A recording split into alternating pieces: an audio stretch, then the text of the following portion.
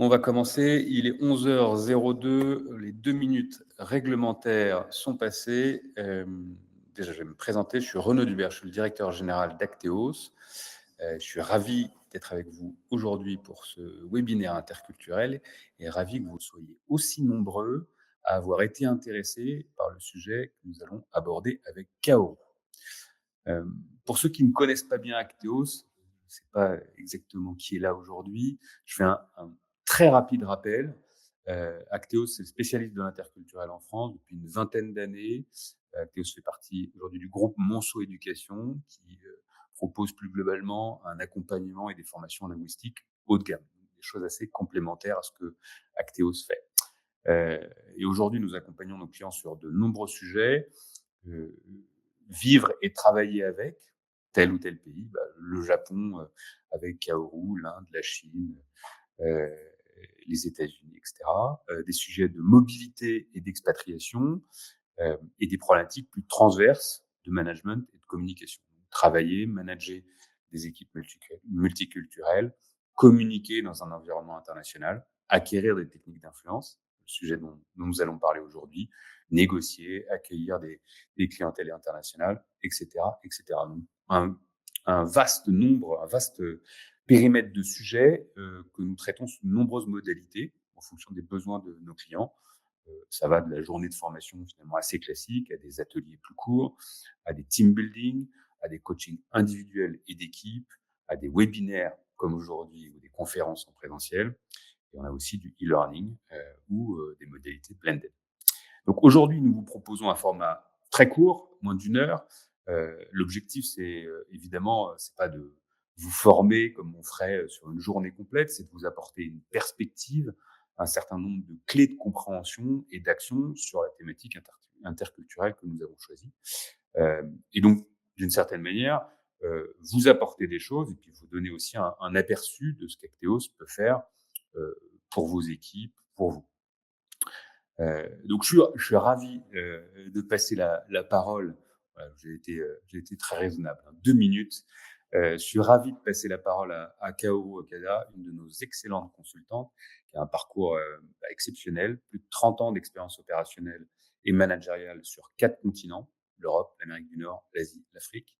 Elle a exercé au sein d'organisations internationales comme les Nations Unies, l'OCDE, la Banque mondiale, mais aussi dans le secteur privé assez longuement au sein du groupe Renault-Nissan. Ce que fait Kaoru spécifiquement aujourd'hui avec Acteos, enfin aujourd'hui, euh, en ce moment chez Acteos, elle accompagne nos clients sur des thématiques de négociation, donc négocier à l'international, sur l'accueil des clientèles internationales, sur le management et le leadership interculturel, donc l'influence en fait partie, et évidemment aussi, elle accompagne nos clients sur le Japon, évidemment. Donc, Kaoru va nous guider sur une première compréhension de la problématique du management à l'international et de l'influence, les clés de l'influence. À toi, Kaoru, je te passe le micro. Je coupe le mien. Bonjour à tous, j'espère que vous m'entendez. Merci d'être là. Donc, je suis ravie de passer un moment avec vous. 1 heure, c'est court, mais j'espère que ça va donner un petit peu l'appétit et un aperçu de ce que c'est que manager à l'international, notamment les leviers d'influence. Merci beaucoup à tous ceux qui ont répondu au questionnaire préliminaire. Nous avons retenu beaucoup de vos interrogations. Donc, magnifique liste, blocage culturel, et oui, on va passer un peu de temps là-dessus. Légitimité du manager expatrié. On va peut-être pas toucher exactement l'expatriation, ni même gérer les problématiques d'intégration à l'étranger ou des filiales allemandes. Ça, nous, Acteos, nous avons ces modules, mais peut-être pas aujourd'hui dans le cadre du webinaire. Management multiculturel à distance. Oh que oui, nous allons en parler. Influence sans autorité hiérarchique. Comme c'est difficile, mais c'est le cas pour beaucoup d'équipes aujourd'hui. Résistance passive. Et oui, comment gérer ça quand on est en posture d'influence? Faire adhérer un projet leadership inclusif. Je vais passer un bon bout de temps là-dessus. Feedback structuré. Et oui, culturellement, le feedback, c'est tout un sujet. Gestion du silence, très difficile. Équipe qui dit oui sans engagement. Comment gérer, effectivement. Déceler les signes de blocage. Oui, parfois, certaines cultures ne le montrent absolument pas. Et en fait, comme c'est marqué, c'est de la résistance. C'est du blocage. La coordination, oui, dans un monde de plus en plus complexe, de plus en plus global, comment coordonner au mieux, créer du lien, animation d'équipe globale, communication implicite contre explicite, et oui, beaucoup de cultures implicites, pas que des cultures explicites, où c'est un peu plus facile peut-être pour la culture française d'appréhender les difficultés. Les cultures résistance aux politiques globales, oui, qu'est-ce que ça veut dire déployer? En France, on est plutôt jacobin, on déploie du centre vers la périphérie, mais d'autres cultures, peut-être, n'ont pas cette impression de la globalité. Cohésion. Voilà. Donc, c'est une superbe liste. Je vous remercie à nouveau. On va essayer de passer un peu de temps sur chacun des thèmes, sauf ceux qu'on ne peut pas traiter aujourd'hui. À quoi s'attendre en 1 heure? On va essayer de couvrir 4 thèmes principaux. Le défi interculturel, passer un peu en revue les fondamentaux. Le matriciel et le hiérarchique, parce que de plus en plus, il y a plusieurs couches de difficultés et quand on est en position d'influence. Donc, on va voir chacun des 2 thèmes. Le distanciel et ses défis, parce que non seulement au hiérarchique s'ajoute le matriciel pour complexifier, le distanciel aura encore parfois les difficultés, les blocages, la distance, c'est le cas de le dire, et l'inclusion en pratique. Si vous voulez bien, je vais dérouler. Mais avant, en un mot, ou une courte expression, comment vous-même vous définiriez l'art d'influencer. Donc, nous avons mis à votre disposition un Mentimeter. Vous avez quelques temps pour réagir. Voilà. On aimerait un petit peu vos inputs. Ça sera plus énergisant et plus interactif. Donc, allez-y, lancez-vous, sans trop réfléchir, soyez spontané. Comment vous définiriez l'art d'influencer? C'est à vous.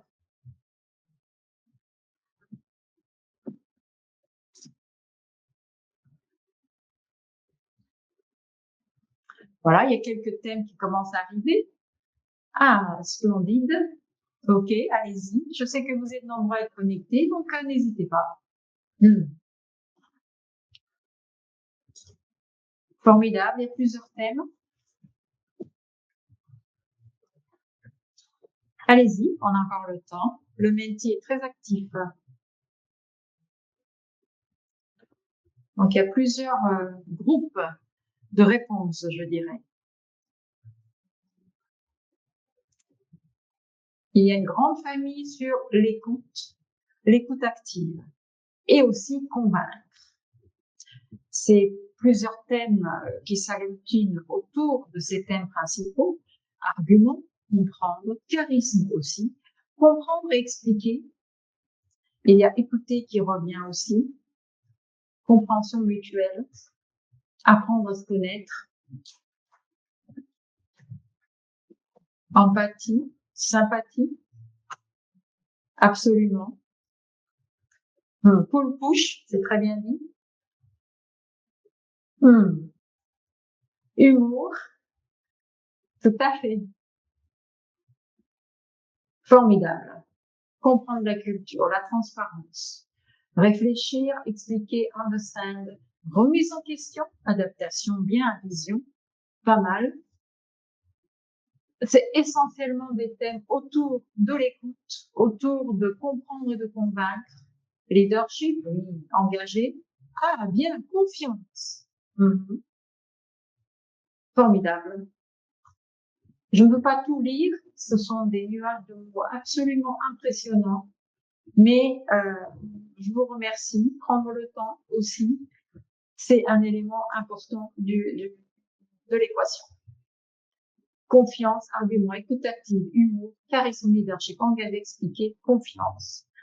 Bien, la culture, prendre le temps, questionner, remise en question, pull push. Merci beaucoup. Vous aurez le temps de réagir. N'oubliez jamais qu'il y a le chat ouvert. Merci beaucoup. Dans un contexte interculturel, influencer, c'est beaucoup de choses, n'est-ce pas?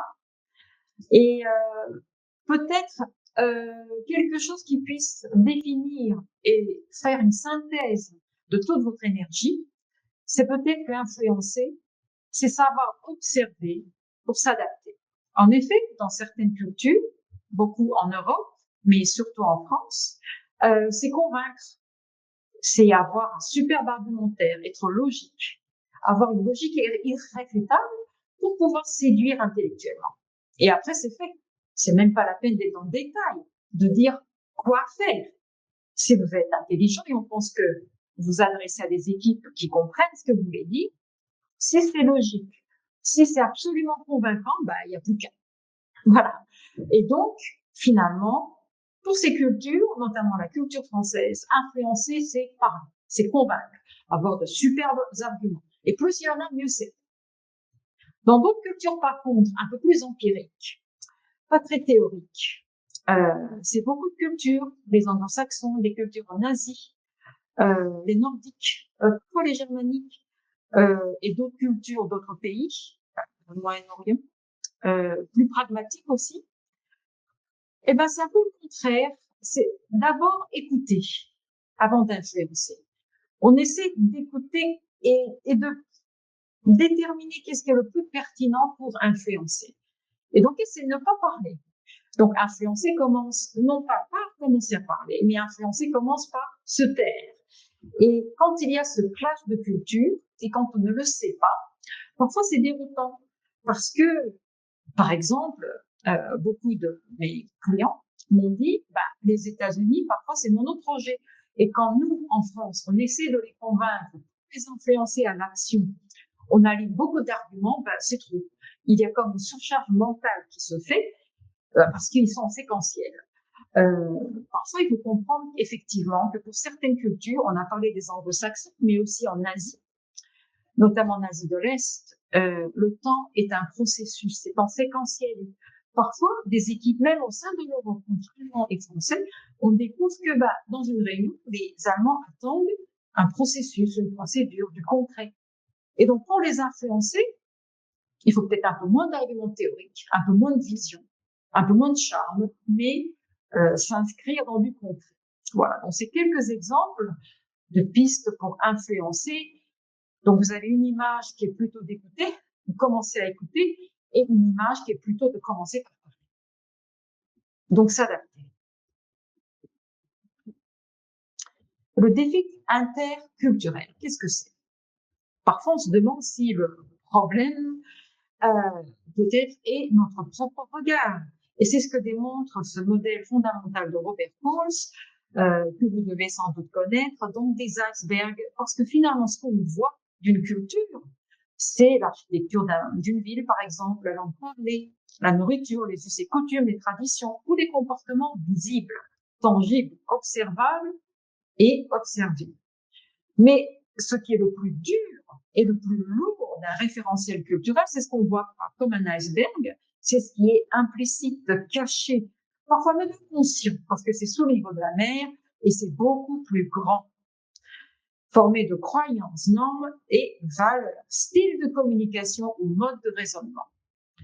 Et là où ça se complique, c'est que finalement, on est regardé comme l'iceberg caché, implicite, parfois même inconscient de l'autre culture. Et non, on regarde l'autre culture, c'est-à-dire ce qui est visible, les comportements tangibles, observés, observables, ce que les gens veulent bien nous montrer ou ne savent qu'ils nous montrent. Notre référentiel, parfois implicite, caché, même inconscient. Un petit exemple. Une cliente récemment, de culture française, m'a dit, les Américains qui n'aiment pas les pauses café parce qu'ils pensent que c'est une perte de temps. D'accord? Ils disent tout le temps, ouais, les Français prennent tout le temps du café. Bon. Et alors, elle m'a dit, est-ce que ça veut dire que les Américains ne s'intéressent pas aux gens? Donc, en fait, la partie visible et tangible, c'est dire non à la pause café parce que c'est une perte de temps. C'est ce qu'elle a entendu. Et c'est ce qu'elle a observé. Ils prennent leur mug à leur table. Ils vont pas à la pause café. Et tout de suite, Elle a compris dans son référentiel sur le niveau de la mer parce que ce sont ses normes, parce que ce sont ses valeurs et ses styles de communication. Au café, on dit des choses parfois importantes, délicates. En France aussi, on est un peu implicite, pas toujours explicite, donc ça passe mieux avec un café. Voilà, donc elle est vite retombée au mode de raisonnement. Et c'est ça un peu qui est risqué de ne pas avoir fait cette analyse. Et pourquoi c'est important pour l'influence? J'ai après le basique, un peu de ce modèle théorique, je vais maintenant aborder le matriciel et le hiérarchique, comment ça peut gêner ou promouvoir l'influence. Bien sûr, vous le savez intuitivement, il y a des cultures avec une hiérarchie très forte. Et donc, c'est ce qu'on appelle la distance très courte à la hiérarchie. Ce sont des pays plutôt à droite. Donc, vous voyez le Japon, la Chine, beaucoup de pays d'Asie, mais aussi d'Amérique latine, du Moyen-Orient, d'accord, Inde, Iran, mais aussi la France, que vous voyez plutôt forte. Pas tout à fait extrêmement forte, tout comme ces pays d'Asie de l'Est, mais quand même une hiérarchie forte. Par contre, à l'opposé, à gauche, vous voyez des cultures plutôt égalitaires. Donc, vous voyez les Pays-Bas, beaucoup de nordiques, de culture nordique et des anglo-saxons. Donc, en fait, là où la culture hiérarchique est forte, le levier d'influence est plutôt simple. Ben, c'est le chef. Voilà, le chef va décider. Le chef se met au-dessus du groupe. Dans une culture plutôt faible, par exemple, prenons les Pays-Bas ou les Nordiques, un Mexicain arrive avec son titre. Je suis votre nouveau chef. Yes, so what? Je veux dire, et alors, on va peut-être le challenger encore plus. Ben, un peu comme au rugby ou au foot. Ben, trouve-nous que tes chefs, ils vont être extrêmement argumentatifs. Le nouveau chef, parce qu'ils sont tellement égalitaires, c'est approuvé. Il arrive avec son titre. Ça ne marche pas. Donc, le levier d'influence, juste son titre, une nouvelle carte de visite ou un organigramme, ça ne suffit pas pour influencer. Des motivations peuvent être effectivement très variées pour atteindre la réussite. Quand il y a le matriciel, parce qu'en plus des hiérarchiques aujourd'hui, avec la globalisation, il y a des organisations de plus en plus complexes avec des fusions-acquisitions ou alors des structures projets ou alors un axe privilégié de rattachement fonctionnel en plus de sa hiérarchie locale. Donc, est-ce que ce matriciel favorise ou complexifie au contraire le degré d'influence que vous pouvez avoir? En fait, on pense que le matriciel complexifie tellement. C'est beaucoup plus difficile de coordonner. Piloter un projet, oulala, c'est d'une telle complication.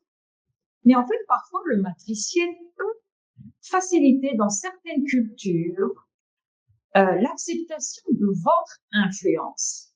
Par exemple, je suis orienté résultat. C'est le performeur anglo-saxon. Beaucoup de pays anglo-saxons, mais pas seulement. Sont très axés au résultat, c'est-à-dire, bah, c'est pas grave. Hiérarchique, matriciel, c'est pas pour moi. Tout ça, ce sont des structures de siège. Tant que moi, j'ai des tâches à accomplir et qui sont claires dans les tâches qu'on me donne, bah, j'excelle dans les tâches et je suis content. Ça marche aussi dans le hiérarchique, ce genre de performeur. Mais pourquoi pas dans le matriciel aussi, si vous respectez le fait que, eh bien, le levier d'influence, pour cette personne, ce sont des tâches très orientées résultats. Après, il y a des cultures où les titres sont importants. Par exemple, l'Asie, l'Afrique aussi, beaucoup de pays de l'Est en Europe. Eh bien, le matriciel permet de créer des titres. Par exemple, vous serez project manager ou vous allez être chairman d'un subgroupe. Voilà. Et donc, même si de façon organisationnelle, la personne a le même rang, on peut absolument pas promouvoir cette personne, eh bien, la prestigieuse sera contente. Moi, je suis project manager.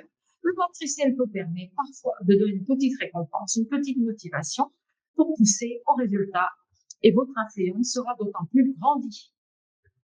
Il y a aussi des cultures, beaucoup en Asie de l'Est, mais aussi en Amérique latine, parfois au Moyen-Orient, où on est motivé par le groupe, l'appartenance à une communauté plus grande que soi.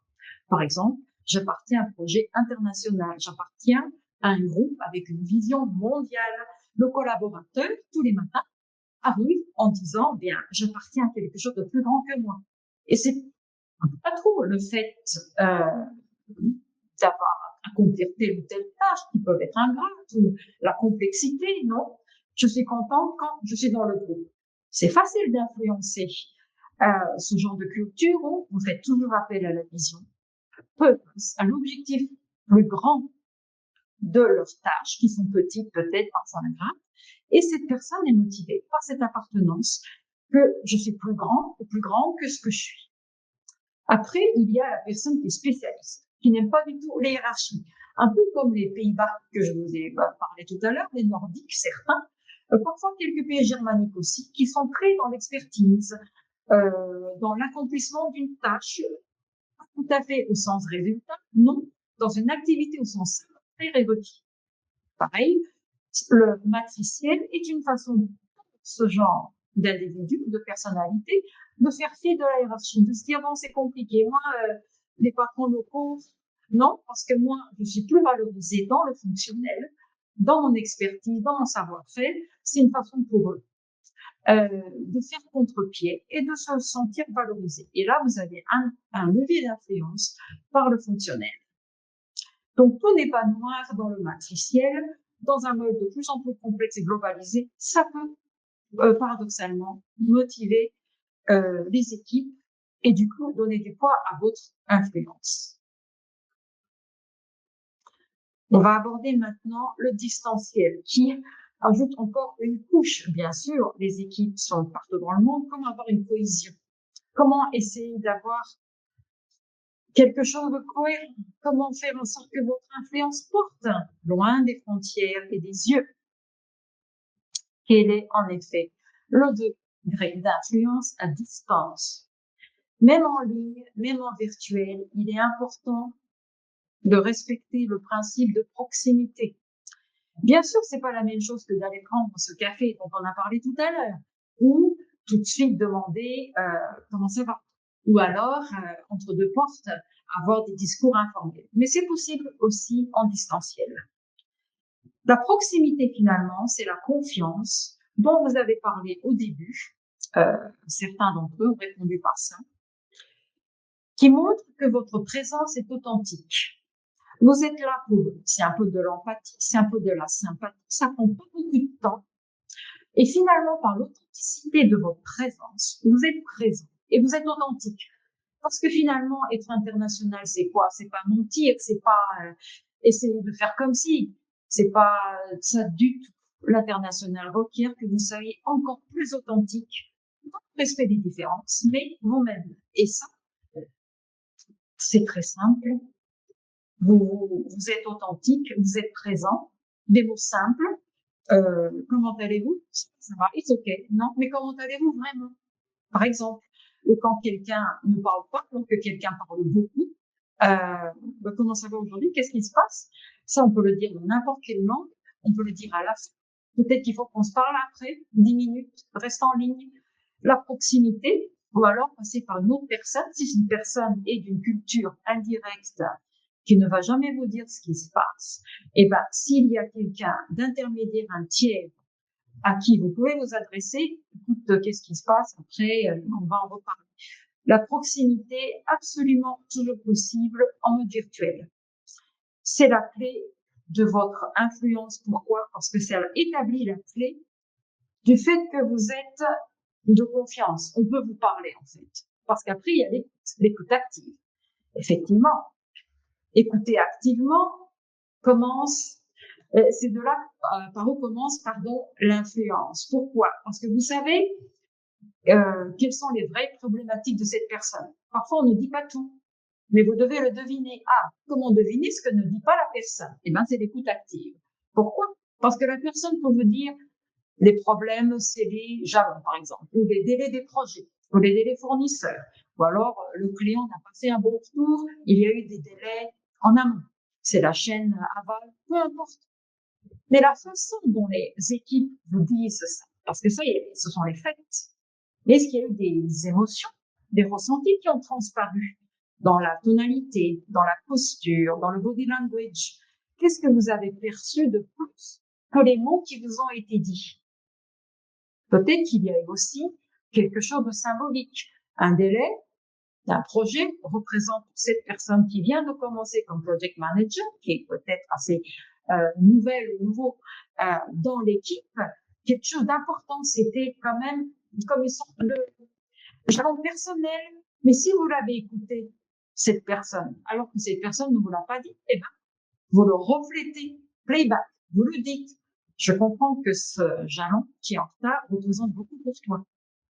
Il suffit de le dire. Ça n'a pas pris plus de temps que quelques secondes. Mais ça, c'est l'écoute active, c'est-à-dire aller au-delà des faits, aller au-delà des problématiques qui nous sont dites, essayer d'aborder l'implicite, mais en essayant de capturer ce que ça a été, ce que ça fait sur cette personne. Et ça augmente votre communication. Voilà.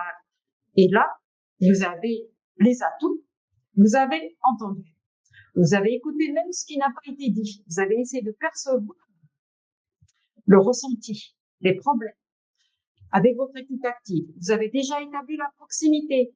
Donc là, c'est à vous. Vous serez pertinent. C'est pas la peine d'aligner 50 000 arguments pour absolument faire une surcharge mentale. Absolue, c'est choisir les arguments clés qui soient efficaces. Et voilà, parfois, je le dis, il faut pas avoir peur de confronter dans le respect, c'est-à-dire certaines cultures anglo-saxonnes, par exemple, ou nordiques ou les Pays-Bas, ils sont très égalitaires, acceptent et je dirais welcome la confrontation dans le respect, c'est-à-dire si vous avez entendu quelque chose de peut-être irrespectueux, il suffit de dire je l'ai entendu. C'est pas la peine de se fâcher ni même de hausser la voix. La confrontation, ça veut pas dire on va passer faire de la boxe, c'est de dire ok, ça je ne laisse pas passer, je le traiterai tout à l'heure. Ou alors est-ce que telle ou telle équipe, vous pouvez rester après, on en parle après. Ou alors vous le relevez, vous en parlez après. En fait, ces quatre cadrans sont inséparables si vous voulez avoir un peu d'influence à l'international. Pourquoi? Parce que les cultures sont différentes de vous. Si vous ne confrontez pas tout de suite, par exemple, pour prendre ce dernier exemple, peut-être qu'on va pas trop vous respecter parce que vous ne savez pas qui vous avez en face de vous. C'est peut-être des cultures très habituées à la confrontation, donc votre implicite n'est pas passé. Votre façon de peut-être de hausser le sourcil ou de soupirer ou de lever les yeux au ciel, c'est pas passé. Ça n'est pas passé comme je suis allé trop loin. Non, il faut le confronter parfois. Donc, effectivement, ce sont des quatre éléments, notamment dans le distanciel, parce que c'est un peu plus difficile que le présentiel, le body language par exemple. Comment vous faites un body language en distanciel? Il faut le dire, il faut l'expliciter par soit la confrontation respectueuse, soit l'écoute active en reflétant, en reformulant ce que vous pensez que l'autre personne a dit. Vous pouvez vous tromper, auquel cas vous faites la phrase en forme interrogative. Donc, ce sont quelques exemples des tips de levier d'influence, notamment à distance, notamment si vous êtes en face de cultures que vous ne connaissez pas trop. Ce qui peut compliquer votre pouvoir d'influence, c'est le désaccord non formulé. Bon, ça arrive beaucoup avec des cultures d'Asie, de l'Asie de l'Est, mais aussi au Moyen-Orient. On ne dit pas qu'ils sont pas d'accord, mais ils sont certainement pas d'accord. Donc, ils confondent directement. On en a assez parlé. Beaucoup d'anglo-saxons, parfois des nordiques aussi. Vous n'êtes pas habitués là.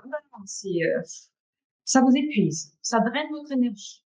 Comment retrouver votre posture d'influence alors que voilà, vous êtes déjà un peu fatigué par ces éclats de voix, par exemple, parce que vous pressentez, que vous ressentez comme des éclats de voix, même si on vous confronte sans hausse de voix de leur part. Vous voyez?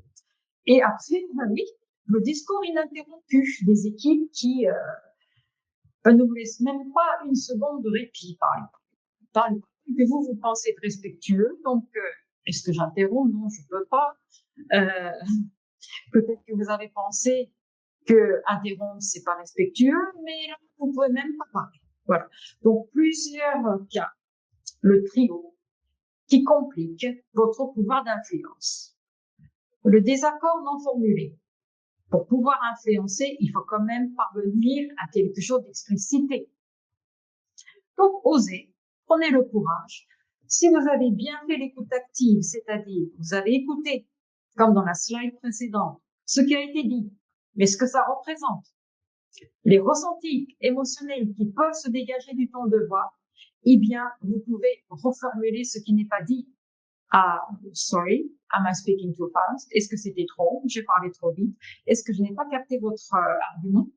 Est-ce que votre argument c'est? Vous pouvez toujours porter une phrase en mode interrogatif et pas affirmatif pour pousser la personne à peut-être dire oui ou non, hocher la tête ou le regard qui s'éclaircit ou peut-être que vous êtes sur une piste. Influencer commence par le dialogue.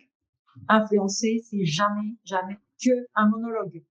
Donc, faites-vous confiance. Essayez de lancer une conversation, même courte. La confrontation directe, on en a parlé. Il y a quand même des leviers d'influence pour dire non aussi, hein. We take that later. On va le faire plus tard, par exemple. Ou alors, il faut faire non, ça n'est pas approprié là, en ce moment. Mais il faut quand même prendre le sujet. Parce que sinon, votre pouvoir d'influence va diminuer. Si vous apparaissez pas comme quelqu'un de positivement courageux. Positif et courageux. Le discours ininterrompu, oui, à un moment, parfois faites des gestes, même en distanciel, ok, I heard you, c'est bon. Peut-être qu'on peut continuer plus tard, mais aujourd'hui, l'ordre du jour est, si vous êtes respectueux, si vous prenez un petit peu d'humour, il est toujours ok de dire exactement ce que j'ai dit. C'est quand même vous qui essayez d'influencer les équipes. Peut-être qu'il y aura des questions, n'hésitez pas. Il y a des cultures très différentes, effectivement, en fonction de ces situations. Donc là, on arrive à un autre Mentimeter très important. Quelle pratique vous aide le plus à influencer dans un contexte interculturel? C'est à vous. Peut-être que ça vous a donné quelques idées, ou vous avez peut-être des questions en ce qui nous concerne, donc allez-y. C'est parti. Et ça va être le dernier menti du webinaire.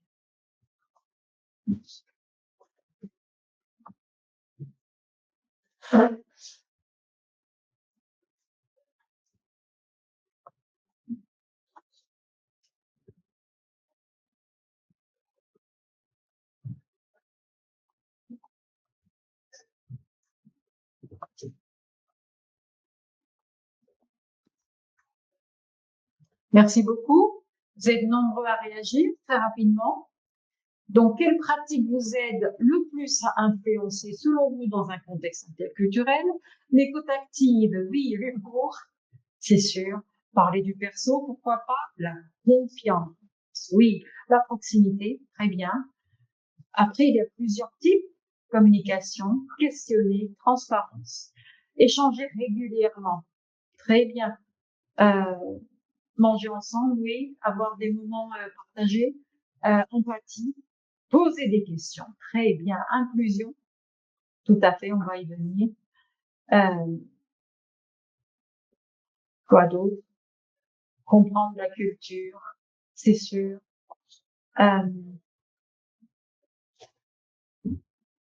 Anticiper. Ah oui, j'aime beaucoup. Réaction en amont, oui. Anticiper, réagir en amont. Persuasion, bien. Définir une perspective, team building, travailler ensemble, rassembler les gens. Échange d'expériences, parler de soi, s'intéresser à l'autre, oui. Magnifique. Magnifique. Merci beaucoup. Merci beaucoup. Je vais réagir sur l'inclusion parce que on a beaucoup parlé de l'interculturel, mais est-ce que Pour autant, automatiquement, on va respecter les différences. Est-ce qu'on va être automatiquement open-minded parce qu'on est conscient de l'interculturel? C'est-à-dire, vous vous souvenez des icebergs du début? Comment conscientiser le respect que vous ressentez en comportement observé, tangible et observable? En fait, pour moi, le leader, c'est quelqu'un qui inclut de façon consciente. Là, vous reconnaissez Marilyn à droite, Marilyn Monroe, actrice très célèbre, et Ella Fitzgerald, pour ceux qui aiment le jazz. Celle qu'on a appelée la grande dame du jazz. Elle avait déjà fait ses débuts dans les années 1930, mais elle n'a percé qu'au milieu des années 50. Pourquoi? Parce que Marilyn, il lui suffit d'un coup de fil, un seul appel, un nightclub, le Macumbo, à Los Angeles, où Frank Sinatra aussi a fait ses débuts. Louis Armstrong Black, mais c'est un homme. Pour une femme, Ella Fitzgerald, Black, très difficile de percer. Marilyn, qui adore le jazz, a dit au patron du nightclub, écoute, je vais m'asseoir tous les jours pendant une semaine au premier rang. Tu peux appeler les paparazzi si ça t'arrange, mais je vais remplir ta salle, tu vas voir si tu acceptes de faire chanter Ella Fitzgerald. Ella Fitzgerald, qui est morte dans les années 1990, s'est toujours souvenue. Vous vous rendez compte des décennies, 40 décennies, elle s'est souvenue que c'est Marilyn qui lui a ouvert la porte. La conclusion, finalement, c'est d'avoir ouvert la porte à une splendide carrière. C'est un petit geste pour vous qui êtes leader, mais on se souvient des décennies après. Et je suis sûre que vous-même, en tant que leader ou en tant qu'influenceur ou personne qui avait ce pouvoir d'influence, quelqu'un aussi vous a ouvert la porte. Et je suis sûre que vous en souvenez et vous en souviendrez pendant longtemps. Alors pourquoi ne pas le faire? Pour conscientiser cette inclusion, il faut ouvrir la porte. Pour moi, c'est ça la vraie inclusion. Au fait de plusieurs cultures. Là, je suis consciente de l'heure qui tourne et comme je veux vraiment respecter les questions-réponses, peut-être je vais faire un résumé. Quelques clés de l'influence au travers des exemples que nous avons utilisés. Écoutez attentivement. En fait, ça n'est pas facile. Quand on est leader, qu'on sait qu'on est en position de convaincre, d'influencer, de persuader et que on connaît les solutions les plus appropriées des équipes en difficulté. Quand il y a des blocages, quand une équipe manque de cohésion, quand vous sentez que ça va coincer, quand vous sentez que des gens bloquent, eh ben, vous avez envie tout de suite de donner votre opinion, de tout de suite donner votre solution puisque vous savez, vous êtes leader. Bon, il y a quelque part aussi votre rôle que vous prenez heureusement très sérieusement en se disant, moi je suis chef ou je suis leader et donc je dois solutionner. Et donc c'est un peu contre-intuitif. Peut-être avant de passer, je vais convaincre, je vais persuader, je vais influencer mes équipes ou influencer une situation. Peut-être d'abord écouter. Qu'est-ce qui se passe en fait au-delà des blocages? Qu'est-ce que je ne comprends pas? Qu'est-ce que je comprends? Mais qu'est-ce que je ne comprends pas? Et qu'est-ce que je pourrais comprendre si je ne parlais pas? Et c'est beaucoup plus difficile qu'on ne le croit.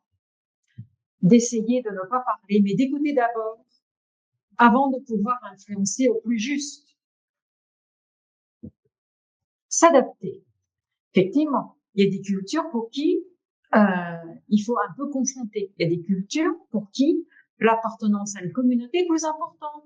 Donc, c'est pas des équipes qui vont nécessairement vous proposer de superbes idées innovantes ou faire des corrections.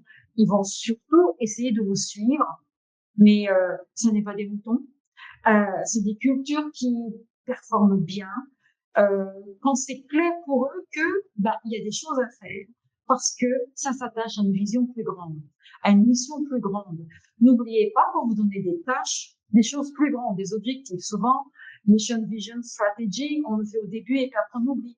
Dans la gestion quotidienne, des projets par exemple. Mais on est plus dans les difficultés, au point de devenir peut-être micromanager. Non, non, non. Oubliez le micromanagement avec ces cultures qui, pour qui L'inclusion à un plus grand groupe est importante. Ça, c'est un exemple de comment vous adapter, comment motiver ces équipes. Ça dépend des cultures et de là va dépendre vos leviers d'influence. On a parlé d'explicité. Effectivement, quand vous pensez que certaines équipes me disent oui par politesse, parce qu'ils ne peuvent pas dire non. Par exemple, dans beaucoup de cultures d'Asie de l'Est, il est impoli de dire non, donc on va dire oui, mais ils vont pas faire nécessairement. Ah, pourquoi ça bloquerait? Parfois, il faut expliciter les causes implicites et non dites des blocages de la résistance, peut-être qu'ils ne peuvent pas.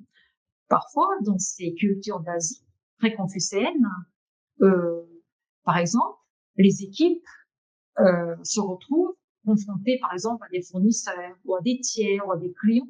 Ils ont été à l'école ensemble et puis ils ont été les aînés. Peut-être qu'ils les ont aidés pour faire des diplômes, je ne sais pas. Ou alors, le beau-frère est marié à la belle-sœur, etc. Des liens dans des familles ou dans des provinces reculées, mais tout aussi réelles. Et ça, vous ne le savez pas, parce qu'on va jamais vous le dire. Un bon exemple aussi, ce sont les castes en Inde qu'on ne voit absolument pas nous, mais qui sont très, très visibles pour ces cultures.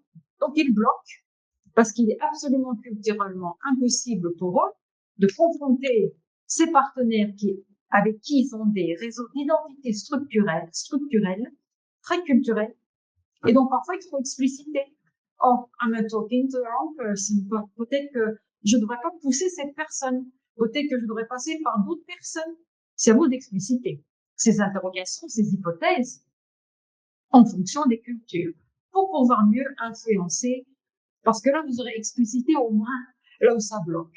Donc, vous pourrez influencer peut-être indirectement et différemment. Ce sont quelques exemples. Et enfin, inclure.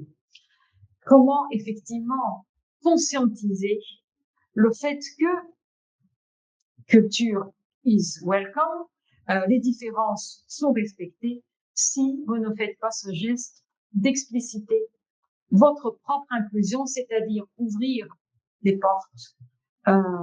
Parfois aussi dire « Oh sorry, I shouldn't have said that ». Peut-être que j'ai dit quelque chose qui vous a dérangé, pardon. Dans l'inclusion, parfois, il faut faire face aux microagressions que, par exemple, nous, on n'a pas vues. Et c'est pour ça, je crois que personne ne vient au travail le matin en disant « Je vais exclure quelqu'un ». Je crois pas. Enfin, c'est très rare, en tout cas. Et puis, je crois pas non plus, mais parfois, on exclut. C'est-à-dire, on fait le contraire de l'inclusion sans faire exprès.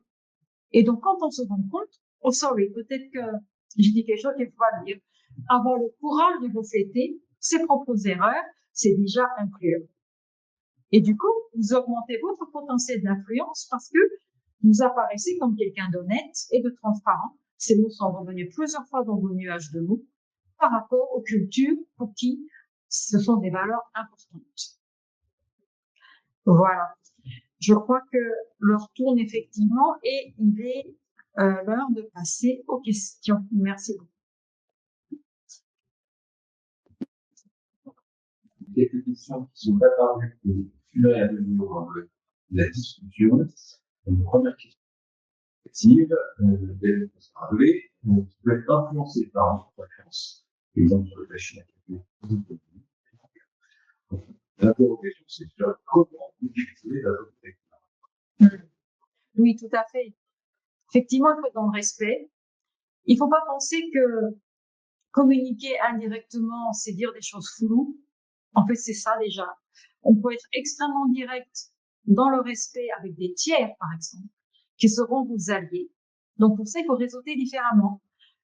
Savoir qui sont des personnes de confiance, des tiers neutres, avec qui vous pouvez parler plutôt directement, en étant absolument sûr que cette personne va devenir le relais. Ça, c'est un moyen d'objectiver la communication quand c'est un peu flou. Objectiver l'écoute active, c'est aussi refléter, par exemple, ce que vous comprenez quand la personne ne dit pas les choses très clairement. Formuler des hypothèses, faire des phrases interrogatives courtes, faire confiance dans le dialogue qui va suivre, faire confiance à la personne que vous avez en face de vous et poser des hypothèses. Sorry, was I too long? Est-ce que c'était trop long? Est-ce que c'était complètement hors sujet ce que j'ai dit? Est-ce que vous êtes préoccupé plus par ceci que par le projet? Posez des questions. Acceptez de recevoir un feedback qui n'est peut-être pas positif pour vous. Merci. Alors, est-ce que vous m'entendez? Oui. Alors, on a une question, je remonte. Comment capturer les cultures qui ne sont pas démonstratives? L'Asie, par exemple, le temps, point d'interrogation. Donc, je pense que l'idée, c'est comment interagir, comment récupérer de l'information avec ces cultures très implicites. Oui, en effet, il y a deux dimensions, je crois, évoquées. Effectivement, le temps, mais aussi l'implicite.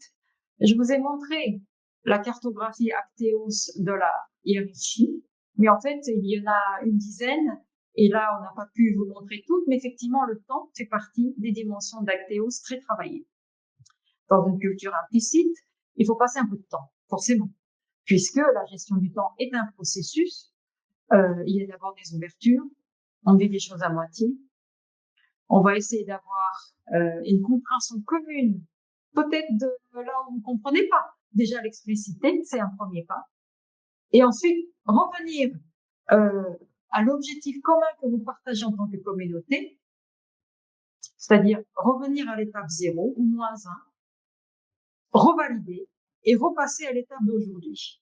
Et donc, petit à petit, vraiment très respectueusement et étape par étape, expliciter en prenant le temps les étapes précédentes, répétez là où vous étiez d'accord, donc vous ne pas se tromper, réitérez, vous étiez d'accord avant, expliquez cela pour avancer. Alors, il y a une question assez proche, je pense. En tout cas, à mon avis, elle va un cran plus loin. C'est une question, pardon, ça descend, de Gaëtan Ruiz qui dit qu'elle manage une équipe à Hong Kong. Ces équipes ne se plaignent pas, ne posent pas de questions pendant les présentations ou les entretiens annuels. C'est très difficile de les faire parler. Donc, est-ce que, Kaoru, tu as des tips pour engager, alimenter la discussion et sortir de ce silence qui n'est pas très pratique? Oui, tout à fait, je comprends. En chinois, le nom n'existe pas. Enfin, on peut mettre une phrase à la forme négative, mais non tout court n'existe pas. Donc, effectivement, peut-être un type, c'est de faire des petits groupes, si possible des one-to-one, et ne pas parler. Ça marche. Quand la partie que vous avez en face de vous, de l'Asie de l'Est notamment, des cultures confucéennes, Chine, Hong Kong, Singapour, si c'est majoritairement des Chinois de Singapour, la Corée, le Japon. Si vous ne parlez plus, mais la pause peut durer 2 bonnes secondes, c'est long pour vous. Arrêtez de parler en disant what do you think, ne pas avoir peur des blancs. En général, quand l'autre partie ne parle pas, en fait, il traduit dans une langue qui n'est pas indo-européenne la question pour revenir en anglais. Donc, c'est 1 seconde, 2 secondes, puis retour, 1 seconde ou 2 secondes de plus. Donc, ça vous paraît très, très long. Si ce sont des discussions comme l'entretien individuel, vous êtes vous-même un peu stressé émotionnellement, peut-être. Et donc, vous avez envie de combler le vent. Vous pensez que, comme vous êtes explicite, combler les bancs par d'autres questions, ça facilite. Très souvent, on fait des multiples questions. On termine une phrase à peine qu'on recommence une autre. Quelqu'un m'a dit, un Français, je parle parce que comme ça me permet de réfléchir. Je réfléchis en même temps. Pour ces cultures asiatiques de langue non indo-européenne, c'est beaucoup trop parce que ça fait combien de choses à traduire en même temps. Donc, question simple, une question à la fois, une question par phrase et surtout, même si c'est un peu au départ paniquant, ne pas avoir peur des blancs et rester absolument silencieux 1 ou 2 secondes. La personne va vous dire, oh, c'est mon tour de parler? Vous faites oui. Et vous attendez. On pose la question, vous répétez une seule question. Et je pense que si vous prenez petit à petit, ça va se débloquer. Oui, je sais, ça va prendre du temps, mais c'est mieux que d'avoir un blocage où vous ne savez absolument pas ce qui se passe. Alors, il y a une thématique un peu différente, question de Gaël Gerbini. Être une femme manager peut parfois être bloquant dans certaines cultures. Comment débloquer sans passer par la confrontation? Oui, alors c'est difficile de parler en général. Je ne vais pas retomber dans des stéréotypes parce que c'est vraiment pas l'objet. En Asie de l'Est, par exemple, puisqu'on était resté là-dessus, parfois, si vous êtes femme manager, vous annoncez votre titre.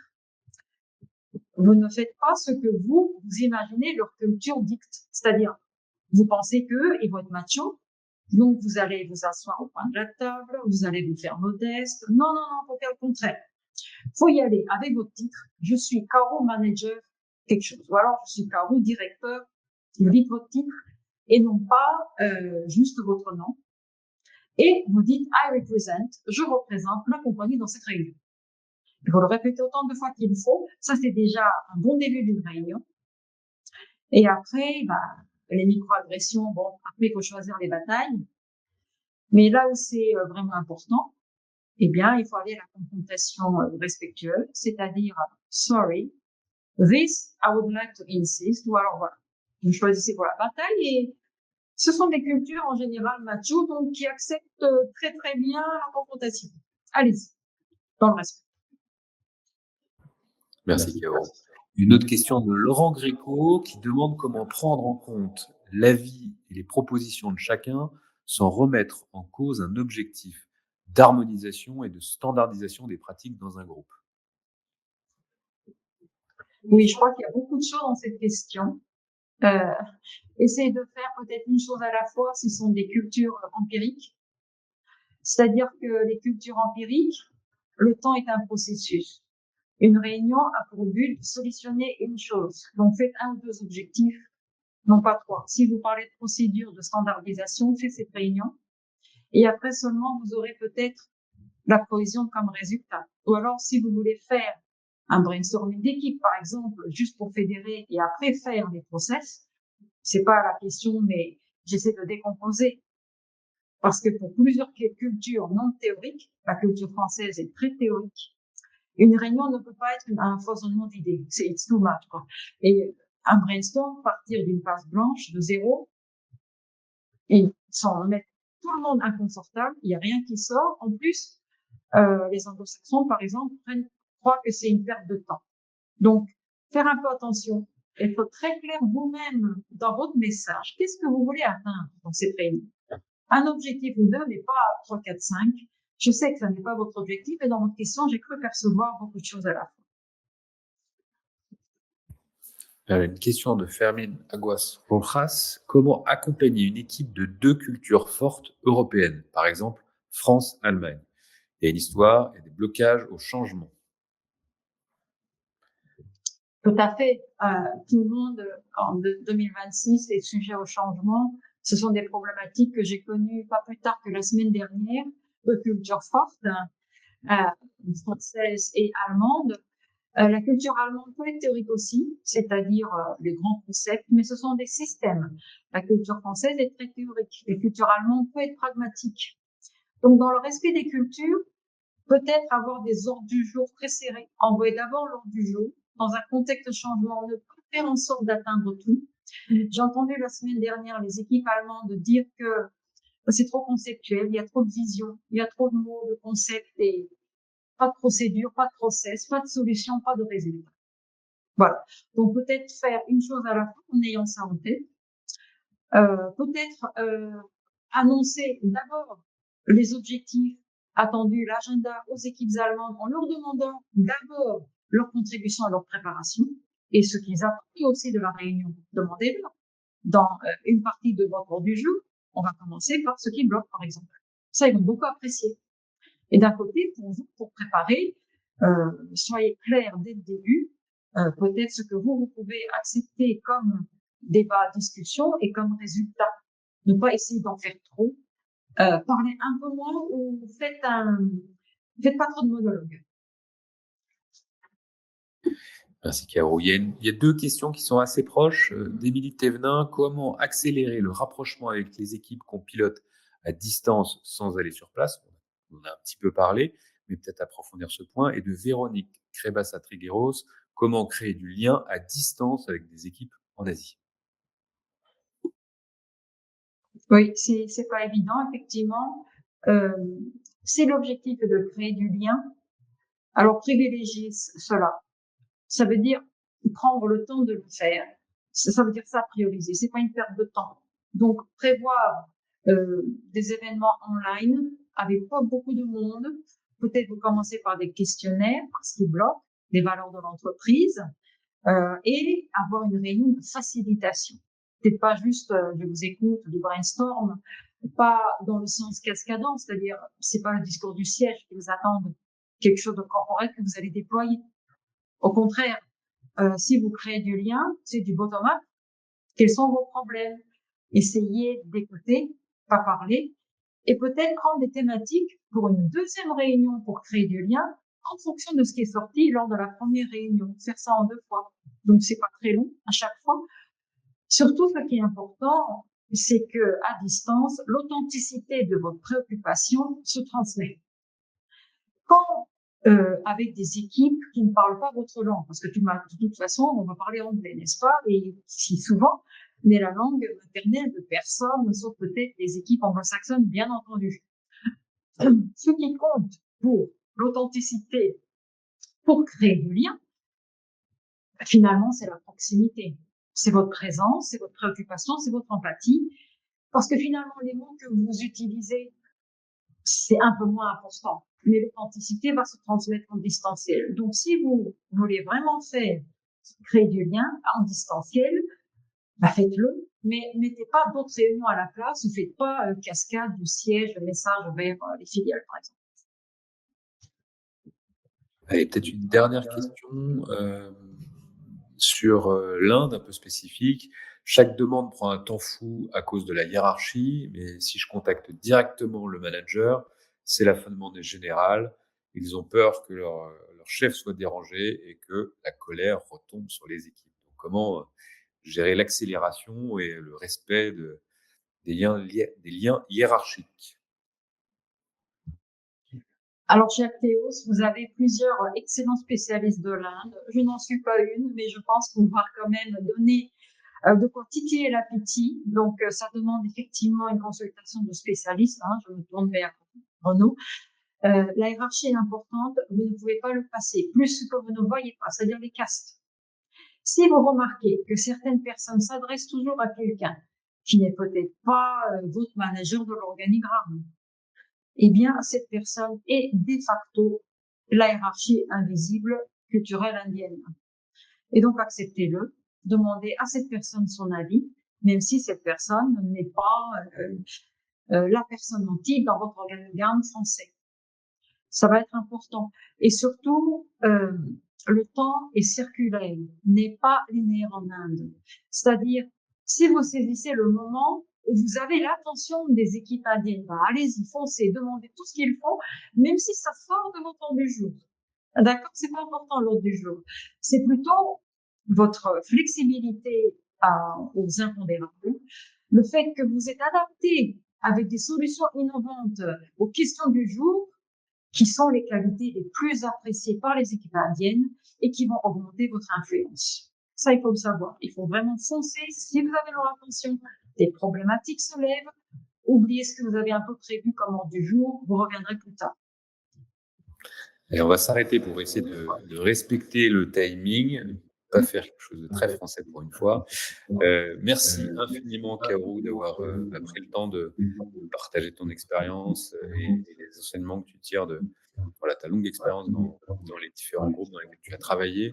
J'espère que les participants ont pu tirer quelques premières clés pour mieux comprendre les leviers d'influence dans un environnement interculturel, international. C'est évidemment une question complexe qu'il est difficile de traiter en un temps aussi court. Donc, Kaoru, elle a dû choisir des angles d'analyse, des angles de présentation. Donc, ce n'est qu'un aperçu de ce qu'on pourrait faire sur des sessions plus longues d'une demi-journée ou d'une journée. Donc, vous avez eu la version très synthétique d'un bien vaste sujet. Donc, évidemment, toute l'équipe d'Acteos est à votre disposition si vous souhaitez approfondir ce sujet en particulier ou d'autres problématiques interculturelles et de collaboration à l'international. Je vous remercie encore, je remercie Kaoru et je vous souhaite une excellente journée et un très bon appétit pour ceux qui foncent déjeuner. Merci beaucoup. Au revoir.